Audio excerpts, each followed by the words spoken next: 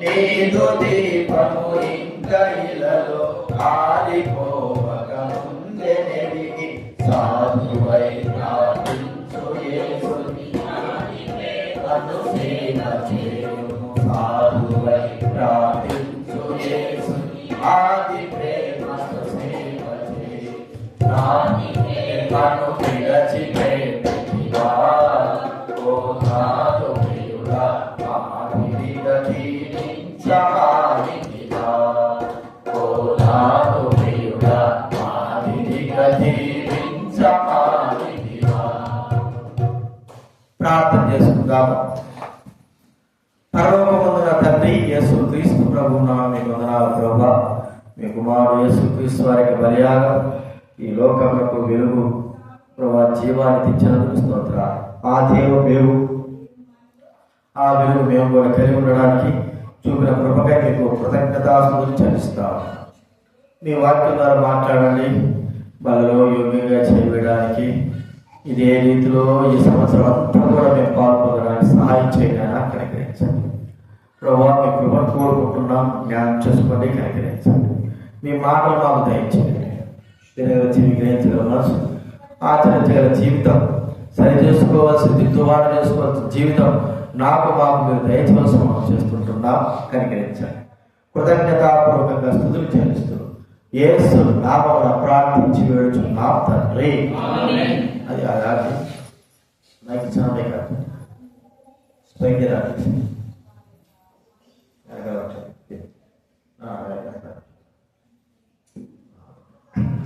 దేవుని వాక్యంలో నుండి లూకా రాసిన సువార్త, లూకా రాసినటువంటి సువార్త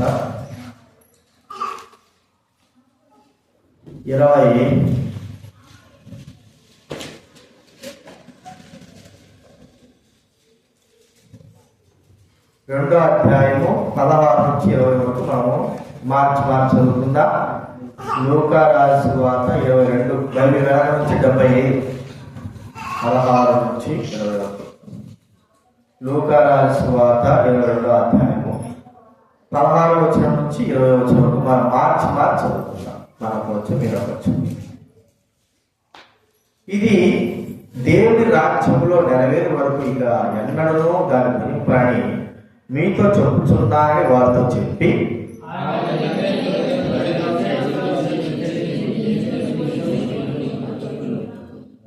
మీదట దేవుని రాజ్యం వచ్చే వరకు నేను ద్రాక్షారసం త్రాగని మీతో చెప్పుచున్నాను.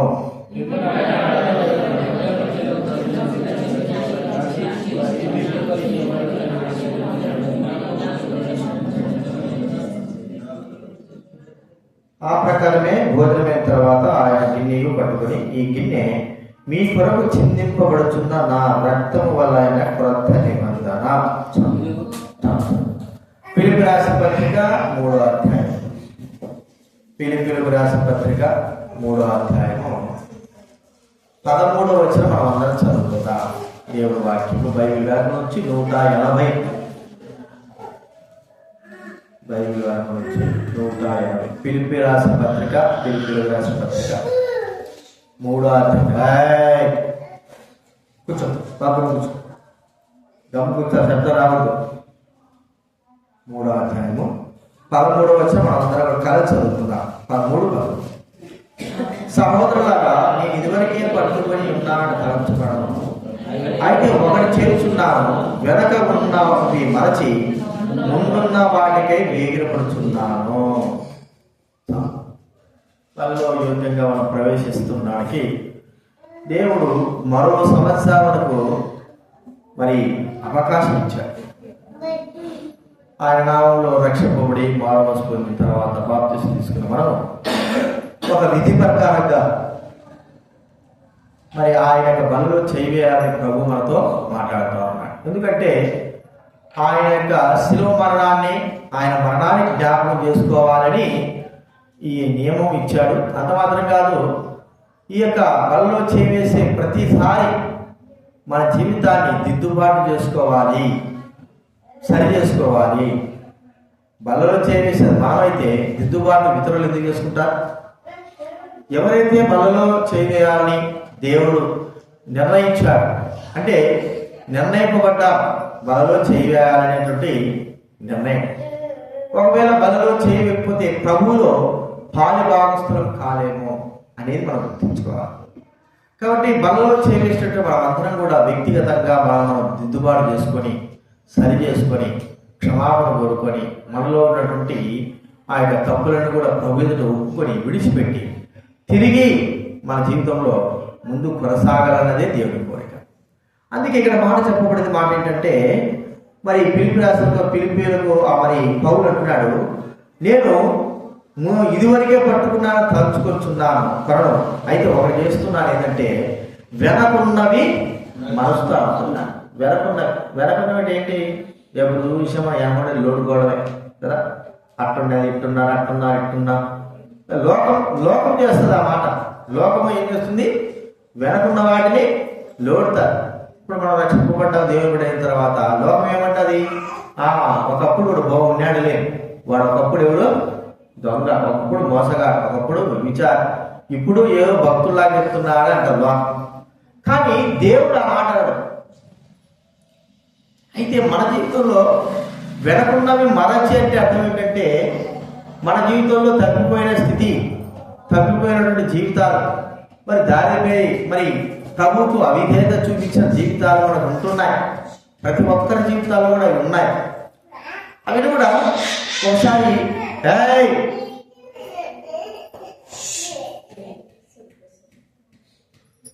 మేము సండే స్కూల్కి ఎందుకు పంపిరా కమ్మిని? నువ్వు దేవత నీకే చెప్పేది ఏం అర్థం అవుతా నీకు?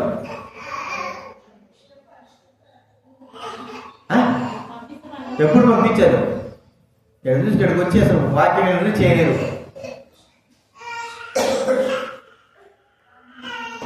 దేవుడి వాక్యం మనం చూస్తూ ఉంటే వెనకున్నవి మరచి, వెనక ఏం చేశాం? మంచి చేశామా, చెడు చేశామా? వెనక గత సంవత్సరంలో ఎలా నడిచాం? గత సంవత్సరం మన ప్రవర్తన వ్యక్తిగతమైన మన ప్రవర్తన, వారెవరు అట్లా చూస్తున్నారు మనకు అవసరం.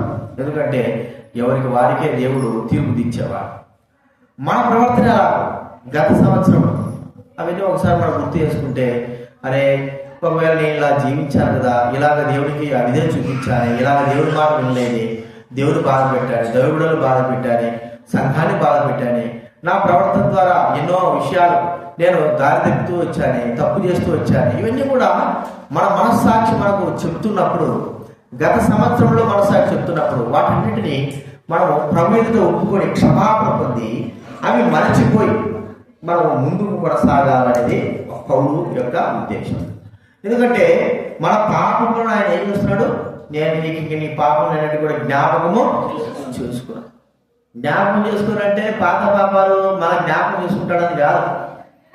నువ్వు చేసిన పాపాలను జ్ఞాపకం చేసుకుంటాడు. నువ్వు క్షమాపణ కోరుకున్న పాపాలను ఎప్పుడు కూడా ఆయన జ్ఞాపకము చేసుకోడు.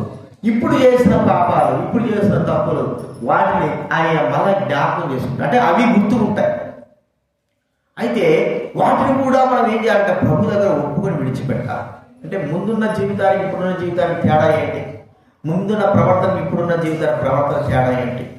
మరి మనుషులంగా మన యొక్క స్థితి అలాగే ఉండొచ్చేమో, కానీ మన ప్రవర్తనలో మార్పు అనేది వస్తా ఉంటుంది. అదే ఒక్కొక్కసారి అనిపిస్తాడు, అని ముందు బాగానే ఉన్నాడే, ఇప్పుడేది ఇటు తయారైనాడు, ముందు బాగానే జీవిస్తున్నాడే, ముందు బాగానే నడుస్తుంటున్నాడే, ఇప్పుడేది ఇలాగ అయిపోయినాడు, ఇప్పుడేది ఇలాగ ప్రవర్తిస్తా ఉంటున్నారు. అంటే మనిషి బాగానే ఉన్నాడు, కానీ మనిషి జీవితంలో ఏమైపోయింది? ప్రవర్తన మారడం చూస్తూ ఉంటాం. మనిషి జీవితంలో ప్రవర్తన అనేది మారుతా ఉంటాం. అయితే ఒక మాట పౌలు అంటున్నాడు, వెనకున్నవి మర్చిపోదా, వెనకున్నవి క్షమాపణ చేత దేవుడు వాటన్నిటిని తుడిచివేసేవాడుగా ఉంటున్నాడు. అయితే ముందున్న వాటి జీవితం కొరకై మన జీవితంలో ముందు ఏం చేయాలి, వాటి కొరకే మనము వేగిన పడవలసిన వారంగా ఉంటున్నాం. చూడండి, దైవ గ్రంథంలో తైబుడైన వారు గత జీవితంలో ఎలా ఉన్నప్పటికీ ప్రభుని ఎరిగిన తర్వాత ముందు జీవితంలో వారి ప్రవర్తనలో చాలా మార్పు చేస్తారు. ఇది మనకు మార్గదర్శకమైన జీవితం. ముందు ఒకప్పుడు ఎలా ఉన్నారు, ఏంది ఇప్పుడు చూస్తే ఎలా అనుకున్నారు? మరి ఆ జీవితం ఒకప్పుడున్న జీవితం కంటే ముందున్న వారు ప్రభుని ఎరిగిన జీవితంలో చివరి వరకు కూడా, అంటే మరణవంతి వరకు కూడా ఆ జీవితంలో మార్పు లేదు అని మనం గుర్తించుకోవాలి. మార్పు రావాలి. కాబట్టి ముందున్న జీవితం ఎలా ఉంది, వెనకున్న జీవితం ఎలా ఉంది? వెనకున్న జీవితం మనకు దుఃఖాన్ని కలగజేస్తుంది. అయితే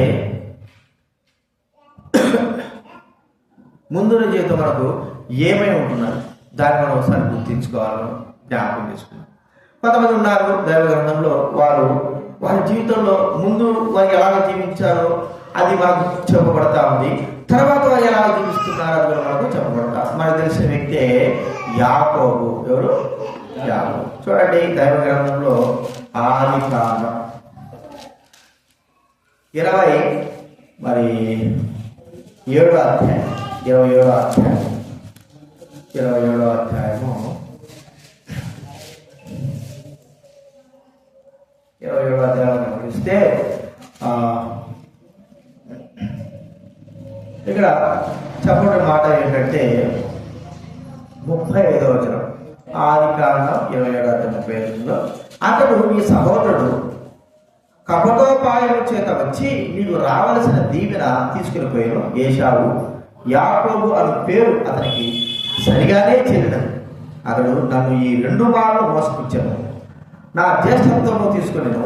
ఇదిగో ఇప్పుడు వచ్చి నాకు రావలసిన దీవెన తీసుకుని చెప్పి నా కొరకు మరి ఏ దీవెనయు మిగిల్చి ఉంచలేదా అని అడిగాను. మనకు తెలుసు ఇక్కడ ఇస్సాకు యొక్క కుమారుడు ఏశావు, యాకోబు ఇద్దరు కూడా కమల పిల్లలు. అంటే ఒక 2 నిమిషాలు 3 నిమిషాలు 5 నిమిషాల తేడాతో పుట్టినటువంటి వ్యక్తులు. ఇద్దరు కూడా ఒకేలాగా ఉంటారు. ఫేస్ అంతా ఒకటే, మొహమంతా ఒకటే. మరి వాటిలో తేడా ఏంటంటే గొంతు తేడా. ఇంకొక తేడా ఏంటి చెప్పండి?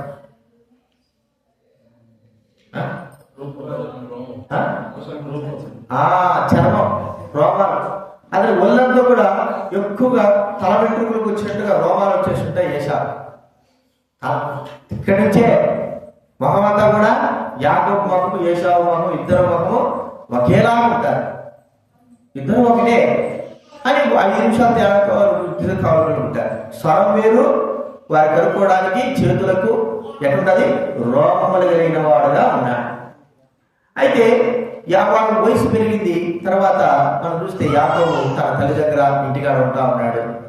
మరి ఏశావు అయితే తన జీవితం అంతా ఎప్పుడు చూసిన వేటాడుకోవడం, వచ్చినట్టుగా ఇక మాంసం తినడం, తండ్రికి ఇవ్వడం, ఇలాగ చూస్తూ వచ్చారు. మరి ఏశావు ఒకరోజు వేటాడడం వచ్చి మరి అలసిపోయి ఉన్నారు. ఈ యాకోబు అయితే భోజనం తయారు చేసుకున్నాడు. చిక్కుడుగాయలు భోజనం చేసుకుని తినడానికి అడిగి ఉంటే ఏశావు తయ్యా నాకు అది పెట్టు, నాకు చాలా ప్రాణం పోయేంతగా ఉంది అంటే, అప్పుడు యాకోబు చాలా తెలివిగా మరి తెలుసు, నీ జ్యేష్ఠత నాకు ఇచ్చేసే నేను నీకు ఇస్తాను. ఈ ఎరోడు ఎవరు ఎప్పుడు చూసినా కూడా గడువులు తిరిగేటోడు ఏమన్నాడు? నాకెందుకు ఇప్పుడు చచ్చిపోతారా, ఇప్పుడు చచ్చిపోయేదాన్ని నాకెందుకు లేకపోయి నా జ్యేష్ఠత్వం ఇచ్చేస్తాలే అని ప్రమాణం చేశాడు. నా జ్యేష్ఠత్వం ఇవే, నేను చేస్తుంది కాదు, నేను 2వ వారం అన్నట్టుగా చెప్పాడు. సరే, అక్కడ దీవెనల సందర్భం వచ్చినప్పుడు యాకోబు యొక్క తల్లి మరి రిప్లై చేసిందంటే, నువ్వు వెళ్ళి ఈ దీవెనలు పొందుకో అన్నప్పుడు మరి యాకోబు అంటాడు, మా అన్న అన్ని వస్త్రాలు రోమ వస్త్రాలు కదా, ఎట్లా నేనేం చేయాలి రోమం అంటా కదంటే, యాకోబుకు యాషాకు ఆ రోమములు కలిగిన వస్త్రాలు తీసుకొచ్చి మరి యాకోబు తొడిగించి ఆ చేతులకి మేక వెంట్రుకల్ని ఆమె ఏం చేసిందంటే కప్పివేసి పోయి తీసుకుపోయి ఇస్తే, మరి ఇస్సాకు చూశాడు, స్వరం విన్నాడు, కానీ ఇది యాకోబు స్వరం ఉందే, ఏశావు అంటున్నాడు ఏంది, సరేలేరా అని వెంట్రుకలు కూడా చేతులు వెంట్రుకలు కూడా చూశాడు. వెంట్రుకలు ఉన్నాయి, సరే ఇతడు కూడా ఏశావు అనుకొని దీవించేశాడు. ఇక్కడ మనం చూస్తూ ఉన్నట్టు యాకోబు తన అన్న దగ్గర మరి ఆ యొక్క అధికారం పొందడానికి తాను ఎంతో కపట వేషం వేసుకున్నట్టుగా చూస్తా ఉన్నాడు. మరి రెండోదిగా తన తండ్రి దగ్గర అన్నకు రావాల్సినటువంటి ఆ దీవెనలు పొందుతూ వచ్చాడు. 2 మోసాలు ఏశావు అంటాడు, ఈ 2 సార్లు నన్ను ఏం చేశాడంటే మోసపుచ్చాడు. ఏదని నా సహోదరుడు కపోటాతో వచ్చి నాకు రావాల్సిన దీవెన తీసుకున్నాడు. కాబట్టి ఆ మాట మనం ఉండగానే మరి 2 మార్లు మోసపుచ్చాడు. మాట 36 వచ్చింది. అతడు నన్ను ఈ 2 మార్లు మోసపుచ్చాడు, 2 సార్లు మోసపుచ్చాడు. అంటే మోసపోయాడు ఏశావు. సరే, ఇక్కడ మనం చూస్తా ఉంటే ఏశావు యాకోబు గురించి వాక్యం మాటలు చెప్పింది మోసగాడు, మోస సంబంధమైన వ్యక్తి, తండ్రిని మోసం చేస్తున్నాడు, ఇలాగా తన అన్నను కూడా మోసం చేశాడు. ఇక ఆ మోసం దగ్గర ఉన్నప్పుడు ఉండలేడు. ఏశావు ఎప్పుడెప్పుడు చంపుదామని అన్నాడు. వెంటనే యాకోబు ఏం చేశాడంటే మరి తన మామ దగ్గర లాభా దగ్గరికి వెళ్తా ఉన్నాడు. ఆ సందర్భంలో వెళ్తా ఉంటే 28వ అధ్యాయంలో మనం గమనిస్తే దేవుడు తనకు దర్శనం ఇచ్చినాడు. పరలోకపు దర్శనం, దేవదూతలు నిచ్చెన, ఈ దర్శనం అంతా కూడా దేవుని యొక్క సన్నిధి ఎంత కూడా తనకు బహు స్పష్టంగా చూపించి అప్పుడు యాకోబు అనుకుంటున్నాడు, ఇది దేవుని యొక్క మందిరమే, ఈ స్థలం దేవుడు ఉన్న స్థలమే కానీ వేరే. అక్కడ తన యొక్క మనసు, తన జీవితం ఏమైంది, మార్చబడింది. అర్థమైందా? ఇది వరకు మోసం చేస్తున్నటువంటి వ్యక్తి ఇక దేవుడు దర్శించిన తర్వాత ఆ స్థలంలో, బేతేలైన స్థలంలో దేవుడు తను దర్శించిన తర్వాత పరిపూర్ణంగా తన జీవితాన్ని మార్చుకున్నాడు. చూడండి, ముందు ఎలా ఉన్నాడు? ఒక మోసగాడుగా, అన్నను తండ్రిని మోసపరిచిన వాడుగా మనకు కనబడతా ఉన్నాడు. ఒకవేళ ఈ మోసమేనా చెప్పచ్చు, చెప్పలేదు. ఏ మోసం చేసినాడు, ఏం కథో, ఈ 2 విషయాలు మాత్రం మనకు రాబడ్డాయి. కానీ మరి తను ఇన్ని మోసాలు చేశాడు ఎవరికి తెలుసు? కానీ దేవుడు దర్శించిన తర్వాత, దేవుడు తనతో మాట్లాడిన తర్వాత, దేవుడు తనకి కళరూపకంగా తన దర్శనాన్ని అనుగ్రహించిన తర్వాత తనలో ఒక న్యాయబద్ధమైనటువంటి ఒక కార్యం జరిగింది. ఇక నేను మోసం చేయకూడదు, ఏం చేయకూడదు, మోసము న్యాయంగా నేను జీవించాలా.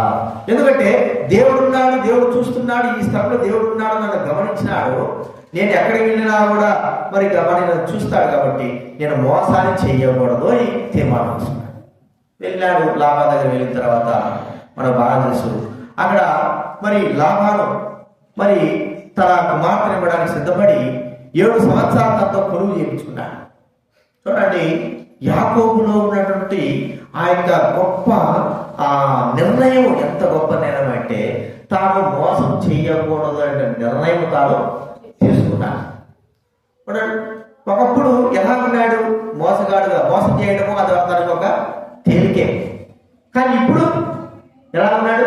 ఇప్పుడు ప్రభు దర్శించిన తర్వాత ఆ నిర్ణయం తాను మార్చుకున్నాడు. 7 సంవత్సరాలు కొలువు చేసిన తర్వాత తనకు అన్యాయంగా తన మామ లాభాను మోసం చేశాడు. చూడండి, మోసం చేయబడిన తర్వాత తనకు కూడా మోసం జరిగిపోతే 7 సంవత్సరాలు కొలువు చేసిన తర్వాత తను అనుకున్నది సాధించకపోతే, తను అనుకున్నది తనకు రాకపోతే ఎంత బాధ, ఎంత వేదన తన కలిగి ఉంటాడు. ఇప్పుడు నాకు మోసం చేశాడు కదా, నేను కూడా మోసం చేయించేటువంటి దృక్పథంలో ఉన్నాడా? చెప్పండి. ప్రభు అంటాడు, వారు తిరుగుబాటు చేసినట్టు నువ్వు తిరుగుబాటు చెయ్యక. చూడండి, ఎహెజ్కేలు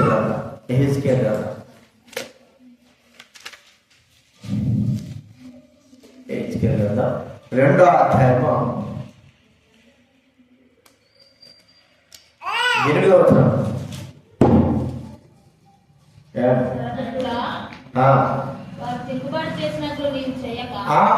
వారు తిరుగుబాటు చేసినట్లు నువ్వు చేయక, వారు మోసం చేసినట్లు నువ్వు చేయక, వారు పాపం చేసినట్లు నువ్వు చేయక అనే మాట మనం ఇక్కడ చూస్తా ఉంటున్నాం. అర్థమైందా? వారు తిరుగుబాటు చేసినట్లు. యాకోబు లాభాన్ని మోసం చేశాడు. దేవుడు దర్శించిన తర్వాత లాభాల యొక్క స్వభావంలో మార్పు వచ్చింది. మార్పు వచ్చిన తర్వాత యాకోబును ఎవరు మోసం చేశారు? తన మామ మోసం చేశాడు. ఇప్పుడు తాను కూడా మోసం చేసేటువంటి స్థితి ఉంది. ఎంతసేపు అండి తను మోసం చేయొచ్చు, మోసం చేసి రాహేలు తీసుకొని పోవచ్చు, లేకపోతే రాహేలుతో పాపం చేయొచ్చు, రాహేలుతో తన భార్య కదా నువ్వు నాకు ఎందుకు మోసం చేశావని ఏదో ఒకటి చేయొచ్చు. కానీ యాకోబు తనకు చేయబడిన మోసమును గుర్తించుకొని తాను మోసం చేయలేదు. ఎందుకంటే ఇదివరకు మోసం చేసి ఎంతో బాధపడ్డాడు. ఇప్పుడు ప్రభు దర్శించిన తర్వాత తన జీవితంలో మార్పు వచ్చింది. ఇక అలాంటి మోసకార్యం చేయకూడదని నిర్ణయించుకున్నాడు.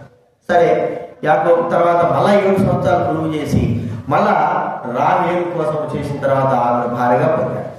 అయితే ఈ నేపథ్యంలో ప్రియమైన వారి లాభాను మరి తాను వెళ్ళిపోవాలంటే ఆలోచన కలిగి మరి యాకోబు వెలుగుబాటు ఆలోచన కలిగి ఉంటే లాభానికి ఆలోచన వచ్చింది. మరి లాభానికి యాకోబు ఎప్పుడైతే నా ఇంటికి వచ్చాడో అప్పటి నుంచి దేవుడు దీవిస్తున్నాడు, ఈ వ్యక్తిని పోగొట్టుకోకూడదు, ఎలాగైనా సరే ఈ వ్యక్తిని ఎక్కడికి నిలపాలా ఆలోచించి, సరే నువ్వు కొంటున్నావు కదా, నువ్వేం చేయొచ్చు, మరి ఉచితంగా ఎందుకు జీతం ఇస్తాను, ఇంకా ఎక్కువ ఇస్తారా అన్నాడు. లేదు నా కుటుంబానికి నేను సంపాదించుకోవాలి. మరి ఎందుకు పోతావు, నేను ఇస్తా అంటున్నా కదంటే, అయితే ఇట్లా చేస్తే నేను ఇస్తాను.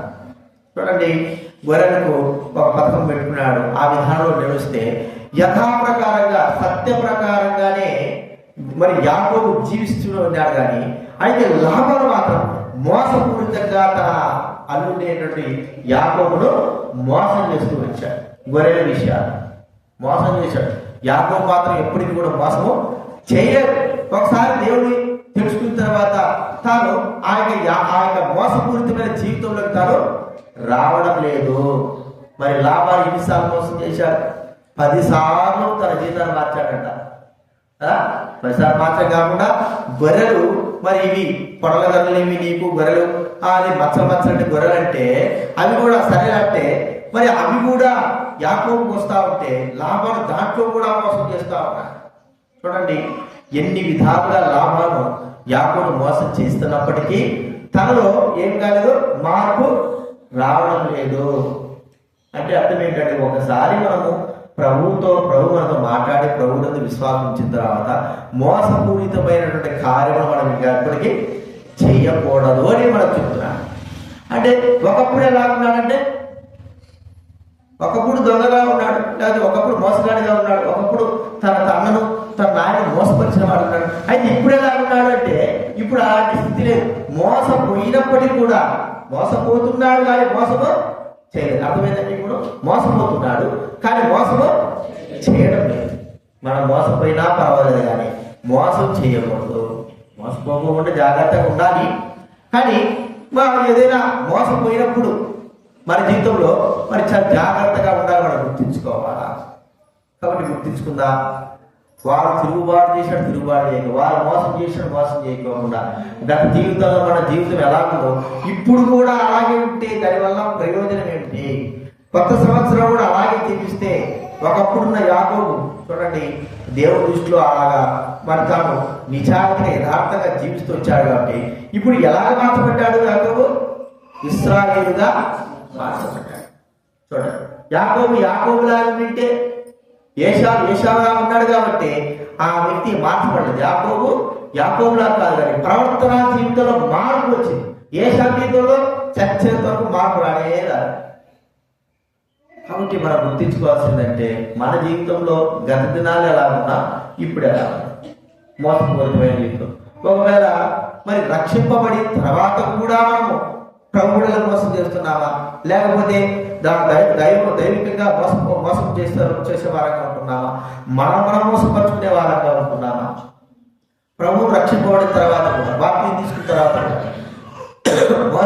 మోసం చేసేటువంటి అనుభవంలో మనం వస్తున్నాం. మన మనసాక్షి నువ్వు మోసం చేసావు చూడి, నువ్వు చెప్పినావు కానీ చేయలేదు చూడి, నువ్వు అప్రమాణం చేసావు చూడి, నువ్వు దొంగగా మరి ఇలాగా అప్రమాణం చేసి మోసపూరితంగా జీవిస్తున్నావు చూడి అని మన హృదయం మనస్సాక్షి మనకు వచ్చినప్పుడు కూడా మనం సరి చేసుకునే వారంగా వచ్చారు. కాబట్టి యాకోబు ఒకసారి ప్రభుత్వం దర్శించిన తర్వాత తన మోసం జీవితంతో ముంచిపెట్టి వెనకున్నవి మరిచి ముందున్న వారి జీవితం కొరకై పెడుతున్నాడు. వెనకున్న మనిషి, అది మనం గుర్తించుకోదగ్గ విషయం. కాబట్టి మొదటిగా యాకోబు చూస్తున్నాం. రెండవది మనం చూస్తా ఉంటే చూడండి, ఫిలోమోను రాసిన పత్రిక హెబ్రీ ముందు ఉండాలి, హెబ్రీలో ముందు ఉంటారు. ఫిలోమోను రాసిన పత్రిక 1వ అధ్యాయం 8 నుంచి 11 వరకు దయచేసి చదవండి ఎవరైనా. కావున యుక్తమైన దానిని గురించి నీకు ఆజ్ఞాపించుటకు క్రీస్తున్నందు నాకు బహు ధైర్యం కలిగి ఉన్నాను. వృద్ధుడను ఇప్పుడు క్రీస్తు యేసు ఖైదైన పౌలును నేను ప్రేమను బట్టి వేడుకుంటా మరి మంచిదనుకుని నా బంధకములలో నేను కనిన నా కుమారుడు ఒనేసిము కోసము నిన్ను వేడుకుంటున్నాను. అతడు మునుపు నీకు నిష్ప్రయోజకమైన వాడే గాని ఇప్పుడు నీకు నాకు ప్రయోజనకరమైన వాడాయను. ఏమిటంటే మునుపు ఎట్టున్నాడు? ఈ ఫిలోమోను గురించి మనం ఒనేసిము గురించి మనం ఆలోచిస్తే, ఒనేసిము ఒక దాసు, ఫిలోమోను అనేటువంటి వ్యక్తికి దాసు, ఆ కుటుంబంలో దాసత్వం చేసేవాడు. మరి ఏం జరిగిందో ఏం కదా ఒనేసిమో మరి అక్కడ చరిత్ర చెప్పేదైతే దొంగతనం చేశాడు. ఫిలోమోన్ ఇంట్లో ఒనేసిము దొంగతనం చేసి పారిపోతే మరి తన పాపం తను పట్టుకుంటుంది కదా, పట్టుకున్న తర్వాత జైలు తీసుకొచ్చారు. ఆ జైల్లో పౌరుడు ఉన్నాడు, అపోస్తలుడైన పౌరుడు ఉన్నాడు. ఆ పౌరుడు దగ్గరికి తీసుకొచ్చారు, అంటే అక్కడ వేసేశారు. పౌరుడు తన జీవితంలో మరి దేవుడి గురించి చెప్పి, దేవుడి యొక్క రక్షణ గురించి, మార్గస్ గురించి, ప్రభు యొక్క సెలవు గురించి, ఆయన యొక్క కార్యం గురించి, తాను ఎలాంటి స్థితి కలిగిన వాడు దాని గురించి చెప్పి తనకు మానవ మనసు చూసినటువంటి మాటలు చెప్పినప్పుడు ఒనేసిము తన మనసులో మార్చుకున్నాడు, రక్షింపబడ్డాడు. ఒనేసిము ఒకప్పుడు ఎలా ఉన్నాడు? దొంగతనము చేసినవాడు, దొంగ. అయితే ఇప్పుడు ఎలా ఉన్నాడు? రక్షింపబడ్డాడు. పౌరుడు చూస్తున్నాడు తన హృదయంలో ఒక విధమైనటువంటి మరి దేవుడి కార్యం జరిగింది. ఇప్పుడు ఆ వ్యక్తి మరి దొంగతనం చేసేవాడు కాదు, ఈ వ్యక్తి మంచిగా మార్చబడ్డాడు, ప్రభువు తనను మార్చాడు అనేటువంటి మాట మనం చూస్తా ఉంటున్నాం. మార్చిన తర్వాత ఫిలోమోను పత్రిక రాస్తున్నాడు, అయ్యా ఒకప్పుడు నిష్ప్రయోజకమైన వాడు. ఎందుకంటే దాసుడు పోయిన తర్వాత ఫిలోమోను పట్టించుకోలేదు. అర్థమైందా? ఒనేసిము వెళ్ళిపోయిన తర్వాత ఫిలోమోను పట్టించుకోలేదు. ఎందుకు? పోతే పొల్లిలాగా వాడు దరిద్రుడు, వాడు ఉంటే మళ్ళీ ఇంకెన్ని దోతాలు చేస్తాడు, వాడి కోసం అంత నాశనం అయిపోతుంది, వాడు ఎట్టైనా పడి వాడి పాపం పట్టుకుంటా వదిలిపెట్టి. ఆ దినాల దాసులు పోతే వదిలిపెట్టేవారు కాదు. ఎందుకంటే కొంటారు కాబట్టి వారిని విడిచిపెట్టుకుని ఎక్కడికైనా పారిపోయినప్పుడు వారు ఎట్టేసిన పట్టుకు రావడానికి కొరకే తీసుకువెళ్తారు, పోయి వస్తారు. కానీ ఒనేసిము వదిలిపెట్టేశాడు ఫిలోమోను, ఎందుకంటే పోతే పోరాడు. అయితే ఒకటి మనం గుర్తించాల్సింది ఏంటంటే, ఇప్పుడు మార్చబడ్డాడు. ప్రయోజనం లేనటువంటి వ్యక్తి ఇప్పుడు ప్రయోజనకరముగా మార్చబడ్డాడు. ప్రయోజనం లేదు, ఆ వ్యక్తి వల్ల ప్రయోజనం లేదు. ఎందుకు? దొంగతనము, మోసగాడు, పాపాత్ముడు అలాంటి వ్యక్తి ఈ దినాన మంచివాడుగా చేయబడ్డాడే, మార్చబడ్డాడంటే తనలో ఒక గొప్ప కార్యం జరిగిన తర్వాత ఆ వ్యక్తి ఎలా చూస్తున్నాడు? మునుకున్నట్టుగా దొంగతనము చేయడం. చూడండి, మేము ఒరిస్సా వచ్చాము. ఒరిస్సాలో అందరూ కూడా దొంగ పనులు చేసేవారు. అందరూ దొంగ పనులు చేసుకుని బతుకుతారు, దొంగ పనులు చేసుకుంటారు, దొంగసారా వేస్తారు, దొంగతనంగా జీవిస్తారు, పాపంలో జీవిస్తారు. ఎలా ఉంటారంటే పాప సంబంధమైన జీవితం. వారి కుటుంబాల్లో వాళ్ళ పిల్లలైన వారు దేవుని మందిరానికి వస్తారు, తల్లిదండ్రులైన వారు దొంగ పనులు చేసుకుంటూ బతుకుతూ ఉంటారు. ప్రియమైన వారు మరి రక్షింపబడిన తర్వాత, మానవసు పొందిన తర్వాత, దేవుని బిడ్డలైన తర్వాత, వారు దేవుని దగ్గరకు వచ్చిన తర్వాత వారికి దొంగ పని అనేటువంటి ఆ ఆలోచన వారి హృదయాల్లో రాదు. ఒక వ్యక్తి పిలుపు పని ఉన్నాడు, అది కూడా దొంగతనం చేసుకునేవాడు. దొంగతనం అది నీకు అప్పుడప్పుడు చెప్పాను. ఒకసారి కూడా అతను అక్కడ వెయిట్ వాళ్ళ భార్య మరి ప్రెగ్నెంట్గా ఉండే, ప్రెగ్నెంట్ ఉంటే అడిగా ఏం పని చేస్తారు మీరంటే చెప్పిన మాట, మేము దొంగ పని చేసుకుని పోతున్నాము. దొంగతనం ఏదంటే ఒక పని అది చేయకూడదు కదా, మంచి వాక్యం అంతే చెప్పు, ఆ మాట బాధే. కానీ హృదయంలో ఆ కార్యం జరగకపోతే అది మనం చేసేది ఏం లేదు. మొన్న ఊరికి పోయినాం, అక్కడే ఒక పల్లెకి పోయింటే అతని శివ పోయి ఇంట్లో మీటింగ్ పెడతా, ఏడపోయినా శివ అంటే పైకి పోయినాడనా అని. ఏ పనికే? దొంగ పనికి పోయినాడు. పైకి పోయినాడంటే ఏది? దొంగ పనికి. ఎక్కడ పోయినాడంటే ఎక్కడికో బెంగళూరు, మద్రాసు, హైదరాబాదు ఇక్కడ దుక్కుని వస్తాడు. ఒక 2 నెలలు 3 నెలల నుండి బాగా దోతనం చేసుకుని వచ్చి ఇంటికాడ ఫుల్గా తాగి రమణాలు చేసేది, ఇవన్నీ చేసేది. ఎక్కడ పోయినాడంటే దొంగ పని పోయాడు. మరి భార్య వాళ్ళు ప్రోమందిరానికి వస్తారు, వారు మంచిగా ఉన్నారు, వారు అలాంటి పని చేయరు, కానీ వాళ్ళు చేస్తారు. చూడండి ఎలాంటి పరిస్థితితో వాడు యవనస్తుడు రక్షింపబడ్డాడు. వాళ్ళ ఆయన పూర్తి దొంగ, మామూలుగా ఎంత లా ఉంటాడంటే మనిషి భారీగా కలిగాడు. రాత్రి మీటింగ్ పోయినా పడుకోడాడు. ఎవరున్నారు పడుకోడాడు అంటే డేవిడ్ ఆయన,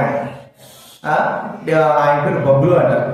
అందరూ వేరే వాళ్ళ దగ్గర పోతే ఎవరు కొడుకు రావడం అంటే Babbulu, the great criminal, most criminal కొడుకు రాదు అంటే వాళ్ళ ఆయన అంత క్రిమినల్, మామూలు కాదంట. అసలు ఎన్నో కేసులు ఉన్నాయంట, మద్రాసులో, హైదరాబాద్లో కేసులలో ఉండేవాడు. ఆయన కొడుకు వ్యాపము ఇంకొక దగ్గర పోతే వీడు బబ్బులు కొడుకు, మామూలు కాదు, వీడు బబ్బులు కొడుకు అంటే వాళ్ళ ఆయన అంత పేరు పోసినాడు అర్థం. అట్లా వాళ్ళ కొడుకు కూడా చేశాడు, ప్రభువుని విశ్వసించాడు. చాలా మంది విశ్వసిస్తున్నారు. అంటే మరి వాడు ఒకసారి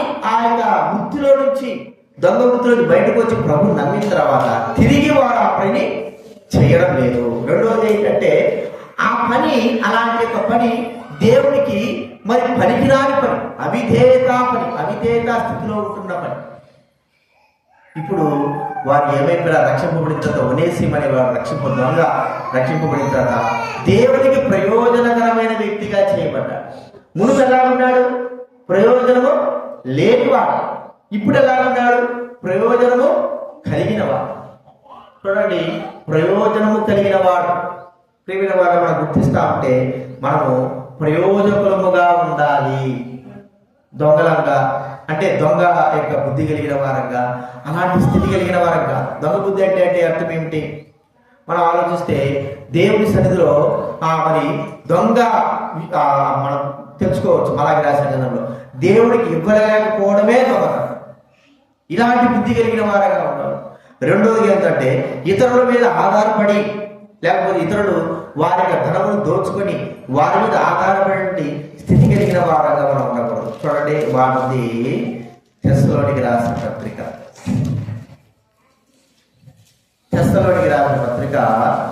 3వ అధ్యాయం 6వ వచనం చదువుతూ ఉంటారు కదా. రెండో తెస్సలోనికి రాసిన పత్రిక 3వ అధ్యాయం 6వ. సహోదరులారా, మా వలన పొందిన బోధన ప్రకారం కాక అక్రమముగా నడుచుకున్న ప్రతి సహోదరుని ఎదురు నుండి తొలగిపోవాలని ఆజ్ఞాపించుచున్నాము. ఎలాగో మమ్మల్ని కోరి నడుచుకునే వాళ్ళు మధ్య అక్రమంగా నడుచుకోలేదు, ఎవరి ఇద్దరు ఉచితంగా ఆహారం పుచ్చుకోలేదు, ఉండకూడదని కష్టముతోనూ జీవనం చేస్తే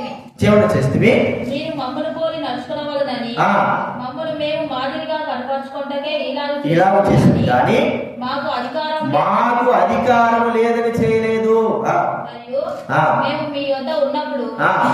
ఎవడైనా పని చేయనల్లనేడా వాడు భోజనం చేయకూడదని ఏ పని చేయక పనులతోని పోవచ్చు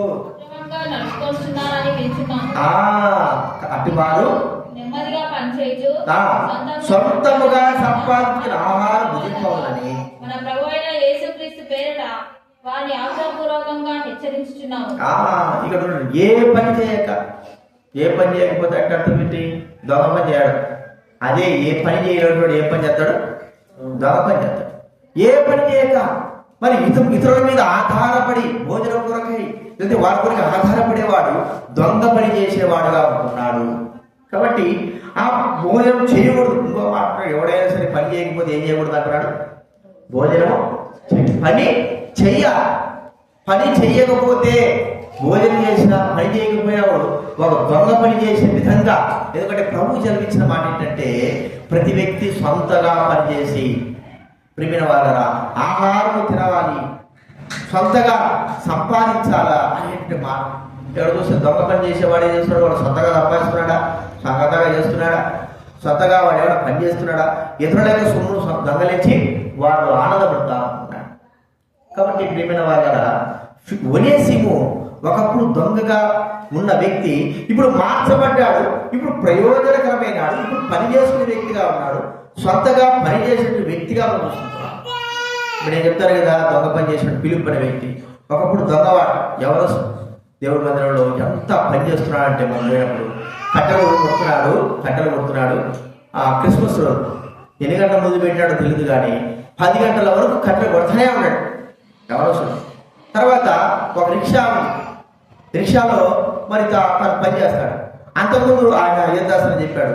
అంతకుముందు బాగా దొంగన మంచి దొంగ, ఎక్కడ దొంగ వదిలిపెట్టమని దొంగతనం వదిలిపెట్టని చెప్తే దొంగ వదిలిపెట్టాడట. పని చేయడానికి కావడం లేదు, ఎవరు కూడా పనిపించుకోవడం లేదు, ఎవరు కూడా పని చేయకపోతే మళ్ళా దొంగతనం చేయడం మొదలుపెట్టాడు. చివరికి మళ్ళీ ప్రభుత్వం తెలుసుకున్న తర్వాత ఏం చేశాడంటే ఆ మందిరాన్ని చర్చికి సైకిల్ ఆ రిక్షా అతనికి ఇచ్చి ఈ రిక్షా తోడుకోనైనా సరే నువ్వు ఏం చేయాలా పని చేసుకో అంటే ఆ రిక్షా తోడుకొని రోడ్లలో ఏదైనా సిమెంట్ మూటలు వేసుకోవడమో ఏదైనా వేసుకోవడమో న్యాయంగా బతకడం అనేది నేర్చుకుంటున్నాడు. మనం ఒక పని చేయము పాట చేయము కదా. పని చేసేదానికి మనకేమి చేతులు రావు, అన్నీ ఉంటాయి, పని చేయం పాట చేయం. ఎవరో పెడితే తింటాం. దేవుడికి ఇస్తున్నామా? సొంతగా సంపాదించిన దాంట్లో నుంచి దేవుడికి మనం ఎప్పుడైనా ఇస్తున్నామా? మన జాతకాలు ఉంటాయా? మనం చేయాలి, పని చేయలేదు ఏంటి. కాబట్టి దేవుడు చెప్తున్నాడట, పని చేయని వాడు దేనికి పాత్రుడు కాడు, దేనికి తినడానికి. నేను నిజం చెప్తున్నాను, మీరు అనుకున్నా కానీ ఒక టీ నీళ్ళు కూడా బాధ్యపడలేదు. ఏది మేము జమరోడ్లో మందిరంలో పనిచేస్తే పని చేయకపోతే ఒక గ్లాసు టీ నీళ్ళు ఇవ్వడానికి కూడా ఇవ్వరు. వీడు ఏం పని చేయలేదు, వీడికి టీ నీళ్ళు ఇవ్వడం మొహం మాట్లాడడం చెప్పేస్తాను. దేవుడు మందిరంలో ఏ పని చేయడం లేదు రాడు, కనీసం ఒక్కడు కూడా చేయలేదు రా. కానీ టీ నీళ్ళు ఇవ్వడానికి కూడా లేదు. ఎందుకు? పని బాట లేకపోవడం తిరిగేటువంటి వారికి కనీసం దేవుడి మందిరంలో ఏం చేయాలి చెప్పు, ఏం చేయాలి? పనివాడు మరి భోజనం పాదు. అందుకే ఇక్కడ మనం చూస్తుంటే ఒనేసి ఏం చేశాడంటే దొంగ చేశాడు. దొంగ చేసి తను సొంతగా సంపాదించుకునే పనికి అయితే విలువ ఉండేది, కానీ దొంగతనం చేసిన తర్వాత పట్టబడ్డాడు. ఎన్ని రోజులు ఉంటారండి? ఎన్ని రోజులు ఇలాగ జీవిస్తాం. కాబట్టి గుర్తించుకోదగ్గ విషయం ఏంటంటే ఒకప్పుడు నువ్వు ఎలా ఉన్నావో తెలియదు, కానీ ఇప్పుడు మాత్రము దొంగ పని ఆపు చేసి మరి ఒనేసిమలే కష్టపడి పని చేయవలసిన వారనుకున్నాం. ప్రియమైన వారులారా, మనం గుర్తించుకోవాల్సింది ఏంటంటే కష్టపడి మనం చేసే ప్రతి పనికి మనం విలువ తెలుస్తుంది. కష్టపడి లేకుండా పని చేయకపోతే విలువ ఏమిటి తెలియదు. మనకు తెలుస్తుంది, మన పిల్లలు కూడా మనం ఏం చెప్తామో చేపిస్తాం. కష్టం లేకోకుండా ఊరికే తిరిగి వాటి ఏమి లేకుండా ఫలితమే లేకోకుండా ఉంటే దానివల్ల ప్రయోజనం ఏం లేదు. తర్వాత రెండోదిగా కష్టపడి మనకు దేవుడికి ఇచ్చేదే ప్రాముఖ్యమైనది, అది కూడా గుర్తుంచుకోవాలి. కష్టపడి మనం దేవుడికి ఏదైతే ఇస్తామో అది ప్రాముఖ్యమైనది. ఏదో మనం కష్టం లేకోకుండా దేవుడు ఎవరో ఇస్తున్నారు, వారు ఇస్తున్నారు, వీళ్ళు ఇస్తున్నారు అని అది తీసుకొచ్చేసి మనం 10 రూపాయలు దేవుడు సందా వేయకపోతే బాగుండదులే అని వేస్తే దానివల్ల ప్రయోజనమేమి అని గుర్తించుకోవాలి. కష్టపడి మనం చేసే ప్రతి పని కూడా మరి అది అంటే ఒకప్పుడు అలా ఉన్నావు కదా, ఇప్పుడు ఎలా ఉన్నావు అంటే ఒకప్పుడు సోంబేరులాగా పని చేయని వాళ్ళలాగా ఇతరుల మీద ఆధారపడే వాళ్ళలాగా ఉంటున్నాడు. ఇప్పుడైతే ఆ వ్యక్తి అనేకమైన వారికి తన కష్టపడి పనిచేసి అనేకులకి మరి భోజనం పెట్టేవాడు ఉంటున్నాడు, దైవ సన్నిధిలో దేవుడికి ఇచ్చేవాడుగా ఉంటున్నాడు, దేవుడి బిడ్డలకి ఆదుకునేవాడుగా ఉంటున్నాడు. ఇది ఈ స్థితిలోకి రావాలి. ప్రియమైన వాడుగా ఒనేసిము ఒకప్పుడు ఎలా ఉన్నాడో మనకు తెలియదు, కానీ ఇప్పుడు మాత్రం ప్రయోజకరమైన వాడుగా ఉన్నాడు. వెనకున్న ఒకవేళ తను కూడా ఆలోచించండి, ఒరే నేను ఇట్లా ఉన్నానే, ఈ జీవితం కంటే ఆ జీవితం దరిద్రంగా ఉండేది, ఆ జీవితము మరి దొంగతనం చేసి మోసం చేసి ఎంతో నష్టపోయానే, ఇప్పుడున్న ఈ ప్రభువుని అంగీకరించిన జీవితం ఎంత శ్రేష్టమైంది అని తను ఆలోచించుండొచ్చు. కాబట్టి గుర్తించుకుందా. రెండోది ఏం చూసుకొచ్చామో ఒనేసిముని చూసుకొచ్చాము. మూడోది మనం చూస్తా ఉంటే చూడండి, పౌలు గురించి మనం చూస్తా ఉన్నాం. పౌలు అపోస్తుల కార్యము 9వ అధ్యాయం 4వ వచనం చదవండి. 9వ అధ్యాయం 4వ వచనం.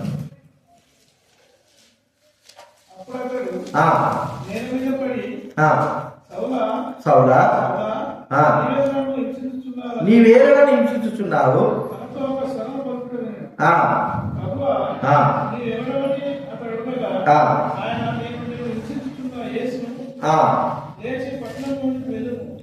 లేచి పట్టణంలోకి వెళ్ళు. ఇక్కడ ప్రభు పౌలుకు దర్శనం ఇచ్చాడు. పౌలు ఎప్పుడు ఎట్టున్నాడు? క్రూరుడు కదా. క్రూరుడు ఎంత మందిని చంపినాడు, ఎంత మందిని జైల్లో వేసినాడు, క్రీస్తు యొక్క నామం వినిన వారిని ఎంతో మందిని బాధ పెట్టాడు. అయితే చేసే పనులన్నీ కూడా దేవుడి నామం నిమిత్తమే చేస్తున్నాడు, కానీ అది తనకు నష్టం కారణమవుతుంది. తను చేసే తప్పని తనకు అర్థం కాదు. దేవుడు సంధించాడు. దేవుడు సంధించినప్పుడు తాను మరి ఆ ఎలాంటి స్థితి కలిగిన వాడుగా ఉన్నాడంటే ఒక రోమా ప్రభుత్వం కలిగిన వాడు, రోమా ప్రభుత్వ అధికారం కలిగిన వాడు, మరి పరిశీలిక సతధిక అధికారం కలిగిన వాడు, ఇలాగ ఒక అధికారపూర్వకంగా ఉన్నటువంటి వ్యక్తి ప్రభువును సంధించాడు. ఇప్పుడు తనలో ఒక గొప్ప మార్పు వచ్చింది. ఏ మార్పు? ఒకప్పుడు క్రూరుడు, ఒకప్పుడు మరి అందరి బాధ పెట్టిన వాడు, ఇప్పుడు దేవుడి ప్రేమ కలిగి క్రూరత్వం లేకోకుండా దయ, దాక్షిణ్యము, ప్రేమ, కరుణ కలిగిన వ్యక్తిగా మార్చబడ్డాడు కదా. ఒకప్పుడు అందరిని చంపేవాడు, ఇప్పుడు తనను చంపుతాన్నా తను కొడతా ఉన్నా కూడా మౌనము వహించిన వ్యక్తిగా ఉంటున్నాడు. బైబిల్ గ్రంథంలో చెప్పమాట మునుపు దూషకుడను కదండి. ఒక మానవాక్యం ఉంది చూడండి, గలతీ పత్రిక 1వ అధ్యాయంలో 13 చదవడం.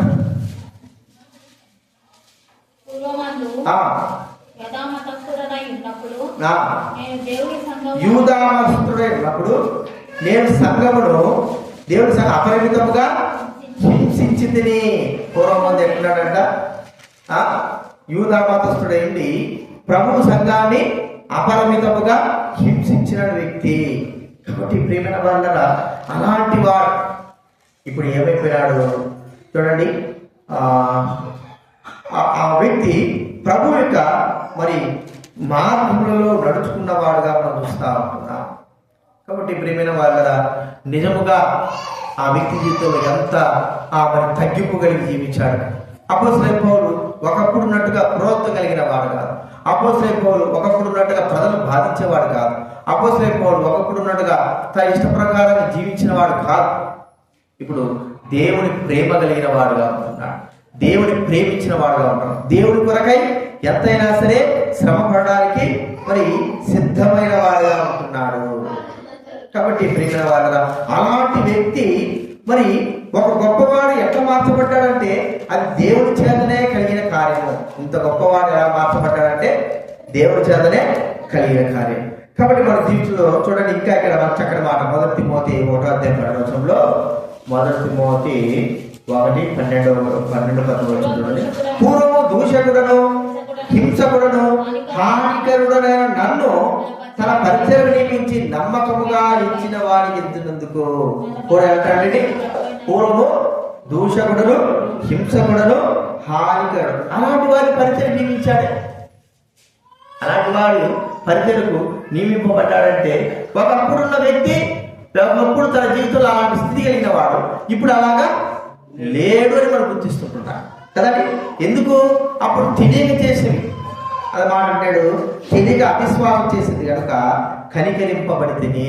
అవిశ్వాసంతో చేశాడు, తెలియక చేశాడు కాబట్టి దేవుడు కనికరించాడు. ఇప్పుడు ప్రభువు తన పరిచయ కొరకై తన కార్య కొరకై ఎన్నుకున్నాడు.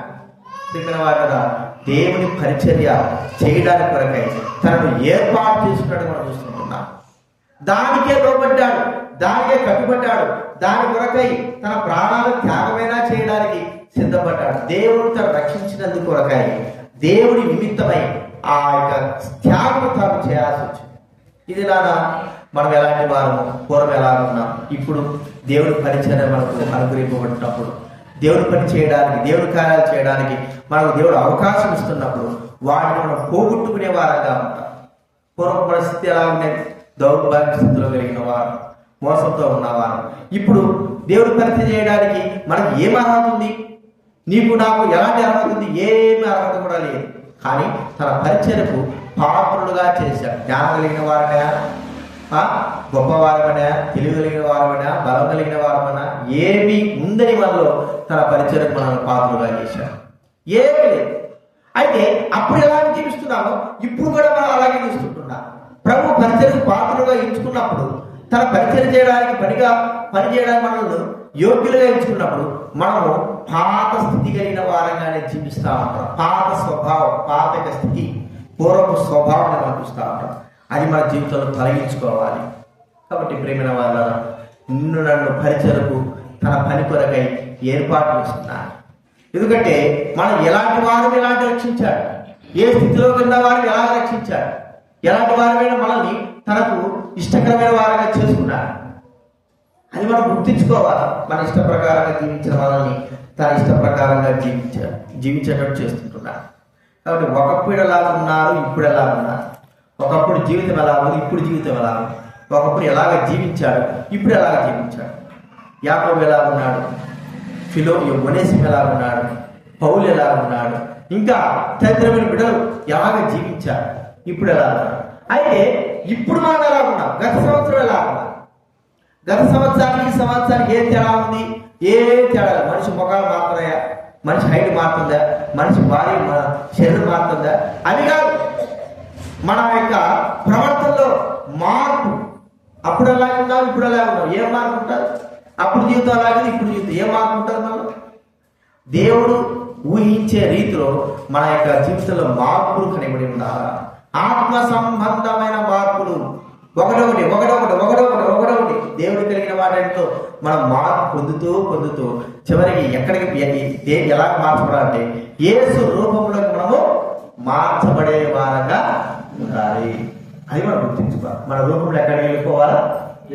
యేసు రూపంలోకి వెళ్ళిపోవాలి.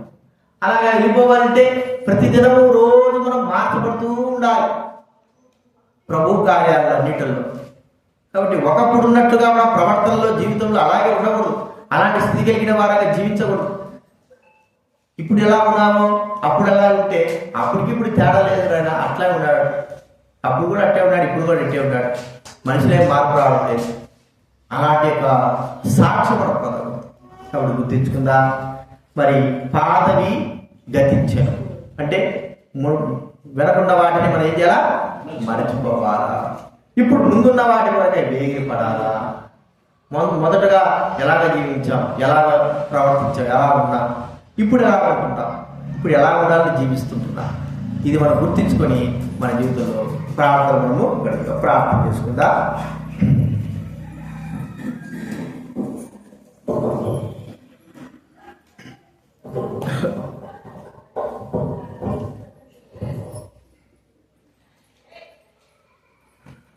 ప్రభు మనతో మాట్లాడుతూ ఉన్నాడు.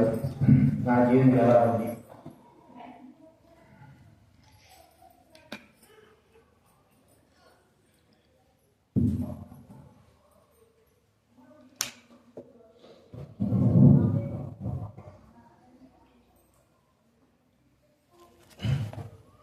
సరే.